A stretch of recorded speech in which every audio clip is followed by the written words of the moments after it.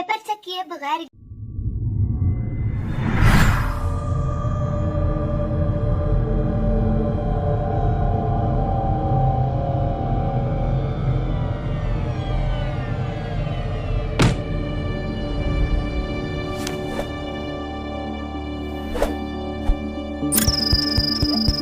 Examiner को कैसे पता चल जाता है कि ये टॉपर या एवरेज बच्चे का पेपर है। आइए आज मैं आपको बताती हूँ। अस्सलाम वालेकुम, welcome to the physics teacher channel. तो चलिए जी, आज मैं आपको बताती हूँ कि पेपर देखते ही एग्जामिनर को कैसे पता चल जाता है कि ये टॉपर का पेपर है या फिर एवरेज बच्चे का पेपर है।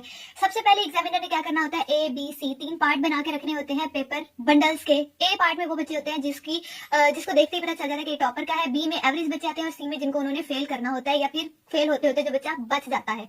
तो ये 3 चीजें करनी होती है एग्जामिनर ने। तो आप कैसे ए लिस्ट में आ सकते हैं या आएंगे वो मैं आज आपको बताती हूँ। सबसे पहले आपकी आती है पेपर प्रेजेंटेशन। सबसे पहले एग्जामिनर ने देखनी होती है पेपर की प्रेजेंटेशन कि आपने लिखा कैसे है, आपकी लिखाई खूबसूरत है, राइटिंग अच्छी है। ये चीज 4 चीजें उसने मोस्टली 2 से 3 चीजें उसने प्रेडिक्ट करनी होती है पहले पेज से, जिसमें आप ए लिस्ट में आ सकते हैं। तो उसके लिए आपको क्या करना होगा वो मैं आपको बताती हूँ कि आपकी पेपर की प्रेजेंटेशन अच्छी होनी चाहिए। प्रेजेंटेशन के लिए आपकी राइटिंग अच्छी होनी चाहिए। अगर राइटिंग अच्छी है, आपने अच्छे से प्रेजेंट किया हुआ है, प्रेजेंटेशन टिप्स और ट्रिक्स मैंने आपको बताई हुई है, वो आप जाके वीडियो देख लीजिएगा, लिंक आपको मिल जाएगा डिस्क्रिप्शन में। तो राइटिंग अच्छी होनी चाहिए, प्रेजेंटेशन अच्छी होगी तो फिर आप ए लिस्ट में आने के काबिल होंगे। ये एक चीज देख ली। एवरेज बच्चे क्या कहते हैं कि राइटिंग उनकी अच्छी नहीं होती, प्रेजेंटेशन चाहे उन्होंने अच्छी दी हो तो फिर वो बी लिस्ट में ही यानी कि ठहर जाते हैं। दूसरी चीज क्या देखनी होती है, सीक्वेंस। सीक्वेंस बहुत इंपॉर्टेंट है, यानी कि तरतीब। आपने पेपर को किस तरतीब से किया है। टॉपर के लिए क्या देखना होता है एग्जामिनर ने कि अगर आपने पार्ट नंबर 1 क्वेश्चन नंबर 1 शुरू किया है और क्वेश्चन नंबर 1 का पहला पार्ट किया, फिर दूसरा किया, फिर तीसरा किया। पहले तो पेजेस उसने देख लिया कि अगर आप सीक्वेंस से चल रहे हो तरतीब से, तो उसने यहाँ से प्रेडिक्ट कर लेना है कि भाई इस वाले बच्चे को पेपर आता है कि वो सारे क्वेश्चन एक सीक्वेंस से कर रहे हैं, इसका मतलब उसे सारे क्वेश्चन आ रहे हैं, सारे क्वेश्चन आते हैं, तो वो यहाँ से प्रेडिक्ट कर लेता है कि ये एक टॉपर का पेपर होगा। ठीक है, आप फिर ए लिस्ट में आने के काबिल बन जाते हैं। उसके बाद आते हैं हम एवरेज बच्चे की तरफ। वो क्या करता है जी, चलो जी कह लें कि प्रेजेंटेशन अच्छी दी है, लेकिन उसने पार्ट नंबर 1 का कर दिया क्वेश्चन नंबर 4 शुरू, तो उसे पता चल जाता है कि इसको अंदर अंदर से कुछ ही क्वेश्चन आते हैं। ये उसने प्रेडिक्ट कर लिया कि ये एवरेज बच्चे का पेपर होगा कि उसने पार्ट का ये वाला क्वेश्चन सॉल्व चौथा 5वां शुरू कर दिया, या उसने पार्ट नंबर 4 शुरू कर लिया, उसका 8वां कर लिया, पार्ट नंबर 5 का इतना। तो उससे उसको अंदाजा हो जाता है कि ये बच्चा जो है वो एवरेज में लाई कर रहा है। उसके बाद आते हैं हम अपनी तीसरे पॉइंट की तरफ, जो है कटिंग। बच्चे तीसरा बहुत ज्यादा इंपॉर्टेंट है कटिंग। कटिंग अगर उसने पहले दूसरे पेज से देख लिया कि इस बच्चे की कटिंग नहीं हुई, पूरा पेपर किया हुआ है लेकिन कहीं भी कटिंग नहीं हुई, तो ये तीसरी प्रेडिक्शन होती है एग्जामिनर की कि इसने लिख लिख के चेक किया हुआ है, सीक्वेंस से भी किया हुआ है, प्रेजेंटेशन भी अच्छी है और कटिंग भी नहीं है। इसका मतलब इसने बहुत अच्छे तरीके से याद किया हुआ है कि कर भी सीक्वेंस से रहा है पेपर, पहला दूसरा तीसरा, और कटिंग भी कहीं नहीं है। इसका मतलब है कि ये बच्चा जो है वो टॉपर्स में लाई करता है, तो वो ए लिस्ट में आप यानी कि ए लिस्ट में आपका बंडल पेपर्स का रख देता है, आपकी शीट ए में आ जाती है इस तीसरे पॉइंट के बाद।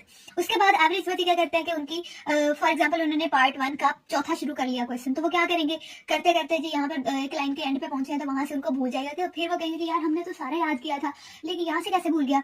गलती क्या हुई है आपसे कि आपने उसको लिख के नहीं देखा, फिर आप लिखोगे नहीं नहीं नहीं ये नहीं, पहले ये वर्ड आना था, तो आप वो कट करके वो लिखोगे। होगी ना ये मिस्टेक कि आपने ये मिस्टेक कर दी, कटिंग होगी, तो यहाँ से बी प्रेजेंटेशन पता चल जाती है, एग्जामिनर को पता चल जाता है कि इस बच्चे को एवरेज लिस्ट में रखना है, तो यहाँ पर फिर आप बी लिस्ट में आ जाते हो।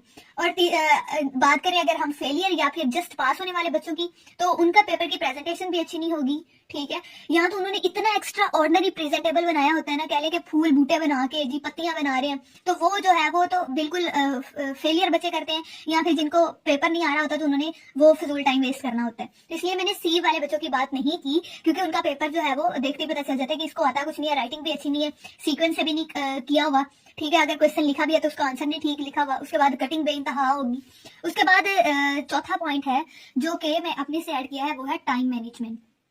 टाइम मैनेजमेंट मैंने इसलिए ऐड किया है, टॉपर्स वैसे वो देखने से पता नहीं चलता, ये तो मैं अपने से ऐड किया ताकि आप लोगों को बता सकूं कि वो कैसे मैनेज करते हैं। टाइम मैनेजमेंट ये कि अगर आपके पास 2 नंबर का क्वेश्चन है कोई भी, तो उसको 2 मिनट में सॉल्व करना है। और ये कब होगा, जब उसे बार बार लिख के आप देखोगे, बार बार लिख के देखोगे, तभी आपकी कटिंग भी नहीं होगी। ठीक है, जो भी 1-2 मिस्टेक्स होगी बार बार लिखने से, वो कटिंग भी खत्म हो जाएगी, क्योंकि आपको अच्छे से याद हो जाएगा वो क्वेश्चन।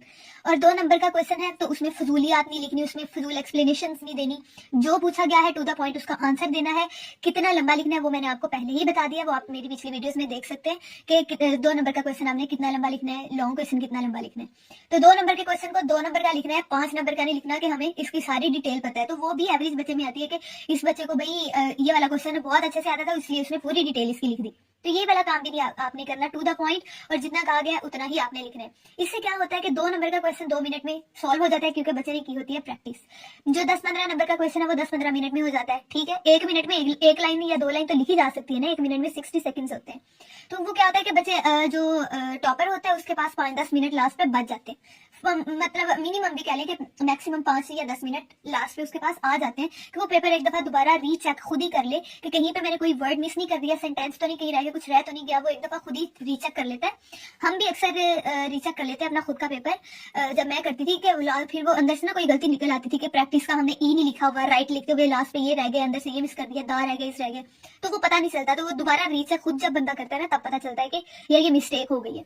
अब एवरेज बचा क्या है, उसने पहले तो ढूंढ ढूंढ के लिखना है, एंड पे चीटिंग करते हुए उसने टाइम वेस्ट करना है कि इधर से पता चल जाए, उधर से पता चल जाए। चीटिंग करते करते जितना लिखा गया उसने लिख लेना है, ठीक है। प्रैक्टिस उसने लिखने की नहीं होनी बार बार, जिसकी वजह से 2 मिनट में वो 2 नंबर का क्वेश्चन लिख सके, ठीक है। अगर उसे लॉन्ग एक आता भी है लास्ट पे तो वो 10 मिनट नहीं 20 मिनट लगाएगा, 50 दफा उसे अंदर से भूलेगा, फिर वो चीटिंग भी करने की कोशिश करेगा, और इसी दौरान जो है वो उसका पेपर उससे छीन लिया जाएगा, तो वो रीचेक भी नहीं कर सकेगा, इसलिए उसकी टाइम मैनेजमेंट भी नहीं होती।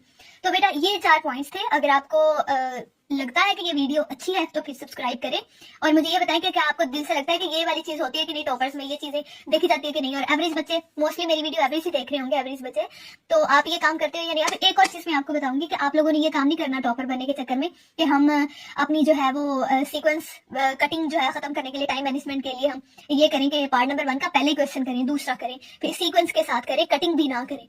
ये मैं रिमूवर यूज करें कटिंग की जगह, तो रिमूवर तो अलाउ ही नहीं है ना। और अगर सीक्वेंस से करना चाह रहे हो जबकि आपको पहला क्वेश्चन आता ही नहीं है, फिर भी आप सीक्वेंस चाह रहे हो कि हम टॉपर की लिस्ट में आए, तो ऐसा नहीं होगा। क्या होगा कि फॉर एग्जांपल आपकी राइटिंग अच्छी है, प्रेजेंटेशन देख ली है, आप ए लिस्ट में आ गए हो, बंडल आपका ए में पड़ा है, लेकिन जैसे ही एग्जामिनर चेक करता है पहला क्वेश्चन कि आपने पार्ट नंबर 1 का पहला ही क्वेश्चन किया हुआ है, फॉर एग्जाम्पल आपने धूल झूक दी एग्जामिनर के आंखों में, तो वो देखेगा कि आंसर तो आपने गलत लिखा हुआ है, तो हो गया ना उसका दिमाग खराब कि ये मुझे रीट्रैक जो है वो करने की कोशिश कर रहा है, ठीक है। तो वो आपको बाकी आप पेपर जो है वो उतने अच्छे से चेक नहीं करेगा, यहाँ से वो आप उसका दिमाग खराब कर दोगे। तो एग्जामिनर को खुश भी करना होता है, वो आपने इस लिस्ट में रहना है तो उसके लिए आपको पूरा साल पढ़ना पड़ेगा, ठीक है। अगर आप पूरा साल पढ़ोगे तो फिर टॉपर्स की लिस्ट में आओगे। ये मेरी वीडियो देखने के चक्कर में और ये पॉइंट्स नोट करने के चक्कर में आप लोगों ने ये काम नहीं करना कि हम ये चीजें कर लें और टॉपर लिस्ट में आ जाएंगे, ये काफी नहीं है।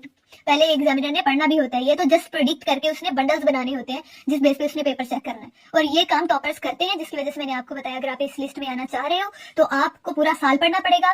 और सीक्वेंस अच्छा रखने के लिए आपको पूरी बुक को अच्छे से प्रिपेयर करना पड़ेगा, और कटिंग से बचने के लिए आपको बार बार लिख के प्रैक्टिस करना पड़ेगी, और टाइम मैनेजमेंट के लिए भी आपको लिखना पड़ेगा कि 2 नंबर का क्वेश्चन 2 मिनट में कैसे मैनेजमेंट करना है उसका। तो चलिए जी, आज की वीडियो यहीं पे खत्म करते हैं। वीडियो अच्छी लगी तो लाइक कीजिएगा। Thank you so much. Subscribe भी जरूर कीजिएगा।